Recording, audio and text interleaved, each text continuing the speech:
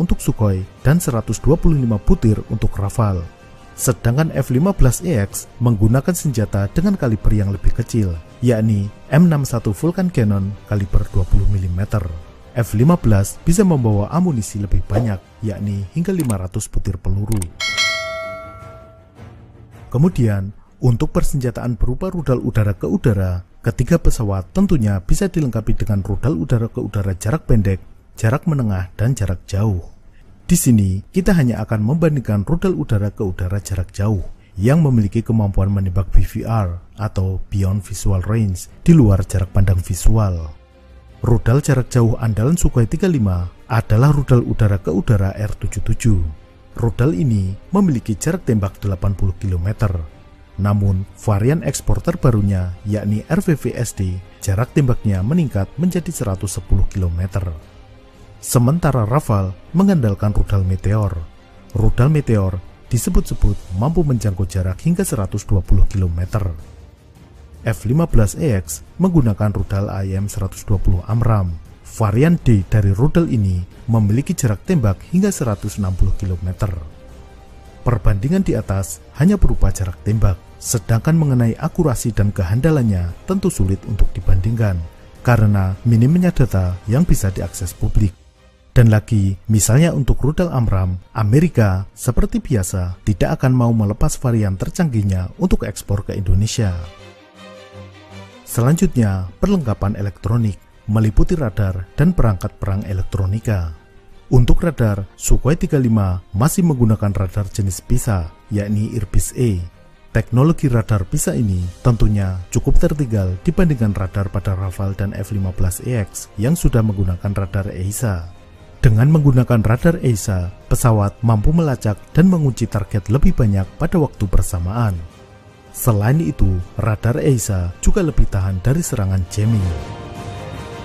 Kemudian, untuk perangkat perang elektronika, lagi-lagi Sukhoi 35 agak kurang dibandingkan Rafale dan F-15EX.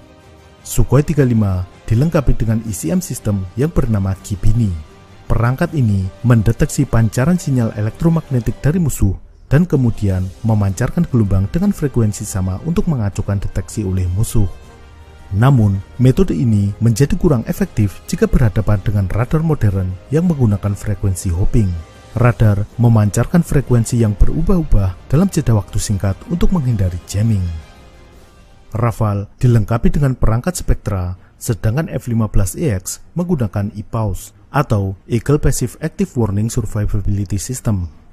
Fungsi keduanya hampir sama, yakni selain sebagai jammer, juga mendeteksi segala ancaman baik kuncian radar, deteksi inframerah, laser, dan mendeteksi misil yang mendekat.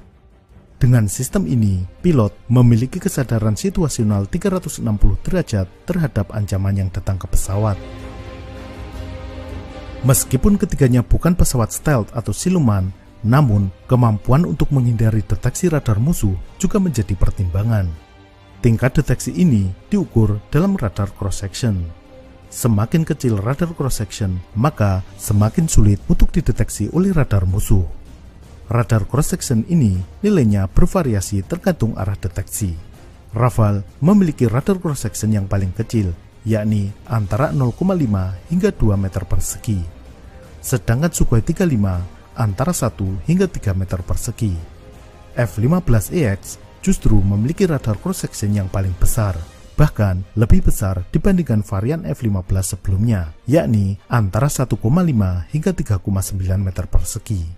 Jadi, di antara ketiganya, F-15EX paling mudah dideteksi oleh radar musuh. Perbandingan-perbandingan di atas adalah gambaran umum dari ketiga pesawat. Tentu, ini tidak bisa dijadikan patokan pasti, karena yang ditampilkan di atas adalah spesifikasi full. Sedangkan ketika pesawat tempur diekspor ke negara lain, seringkali speknya di-downgrade dan ada komponen-komponen tertentu yang tidak diekspor. Misalnya untuk F-15EX, sumber dari Amerika mengatakan bahwa 30% teknologi baru pada F-15EX hanya khusus digunakan oleh Angkatan Udara Amerika sendiri. Teknologi ini tidak akan disertakan dalam penjualan F-15EX ke negara lain. Pada akhirnya, TNI sendirilah yang paling tahu dan mampu membuat perbandingan mengenai jenis pesawat yang akan dibeli. karena TNI memiliki data aktual teknologi apa saja yang disertakan pada tiap pesawat jika dibeli oleh Indonesia, serta harga penawaran real dari masing-masing pesawat.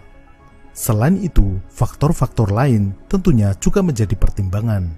Misalnya, kompatibilitas dan integrasi terhadap alutsista lain yang dimiliki TNI, semisal radar di darat, juga fasilitas pendukung yang dibutuhkan. Sampai jumpa.